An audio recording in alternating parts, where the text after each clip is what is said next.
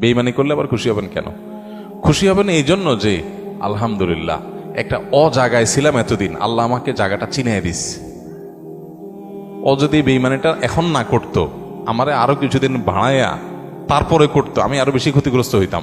আল্লাহ শুকর, আলহামদুলিল্লাহ আমি যে জায়গায় সময় ব্যয় করছি, এরকম জিগরি দোস্ত বানায় রাখছি, ও আসলে কালসাপ, এটা আল্লাহ তাআলা আমার জানাই দিছে। আলহামদুলিল্লাহ, আমি খুশি হয়ে যাব। নেগেটিভ জিনিসটাকেও পজিটিভ ভাবে আমরা দেখতে পারি। যত হতাশা আছে, এই হতাশা দূর বেশিরভাগ ক্ষেত্রে হয়ে যাবে শুধু মেন্টালিটি পরিবর্তন করলে। আল্লাহ আমাদেরকে সেই তৌফিক দান করুন। আমাদের কিচ্ছু নাই, ঘরে অল্প স্বল্প আছে, আমরা যার আছে তার সাথে তুলনা করবো না। আমার যা আছে তা নিয়ে আমি অনেক হ্যাপি, আলহামদুলিল্লাহ। আল্লাহ আমার ছেলে মেয়ে সুস্থ রাখছেন, ক্যান্সার দেন নাই, বড় কোনো ব্যাধি দেন না, আল্লাহ শুকর।